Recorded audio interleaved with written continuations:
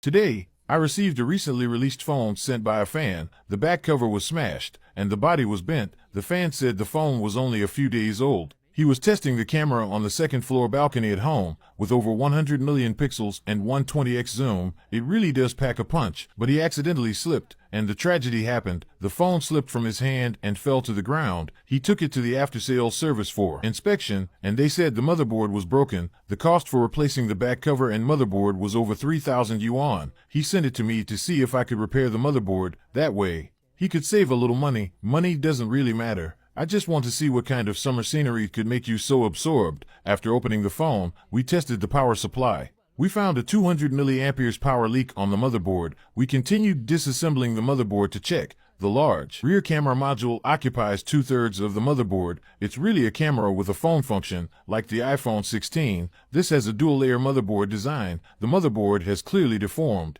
We tested the single board with the power supply again. It still showed a 200 milliamperes power leak. If there's a power leak on the motherboard, some components will overheat. We removed all the shielding stickers on the motherboard, then we soldered a wire onto the positive terminal of the motherboard. After powering it on, we placed it under a thermal imaging camera. We could clearly see a chip on the motherboard heating up. Some people quietly watch the video, but they silently like, comment, share, repost, and follow. Those people are really cute. This chip is the charging IC. Before removing the chip, we tested the nearby capacitors for shorts. We found that the resistance of two capacitors had dropped to 0.002. It was almost in a short circuit state, but not completely. We removed the charging IC. Then we tested the resistance of the two capacitors. It was still 0.002. This situation is most likely caused by a damaged chip on this path. Since this new model doesn't have a schematic, we need to analyze the chip layout. We'll repair the large inductor next to the charging IC.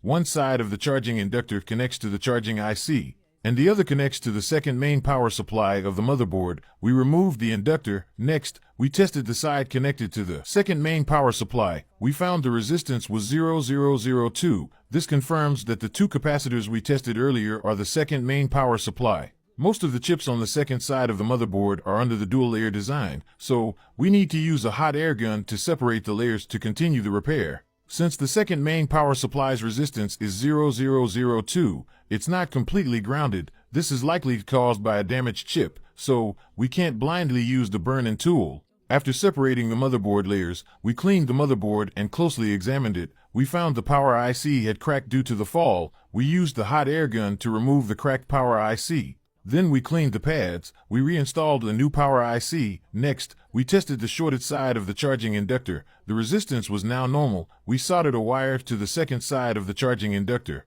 After powering it on again, we tested it. The motherboard no longer had any power leak. We pressed the power button. The current jumped up and stabilized at 200 milliamperes. However, the phone still didn't turn on. Without the charging IC, the phone couldn't turn on. We cleaned the pads for the charging IC. We resoldered the charging IC. Then we reassembled it with the charging inductor. Next, we resoldered the upper layer of the motherboard. Once the welding was complete, we put the motherboard into the phone shell and tested it. The battery was drained. We activated the battery. After connecting all the flex cables, we pressed the power button. The logo appeared. After turning on, the system successfully loaded. We disassembled the motherboard again. We installed the camera and tested again. After rebooting, we checked all the functions. Everything was normal. Finally, we applied thermal grease on the CPU. Then we installed all the components. Since this phone is too new, we couldn't find the back cover. The fan will need to go to the official after-sales service to replace it. Okay, brother, your phone is fixed. Next time, be careful when taking pictures. The scenery is great, but don't take random shots.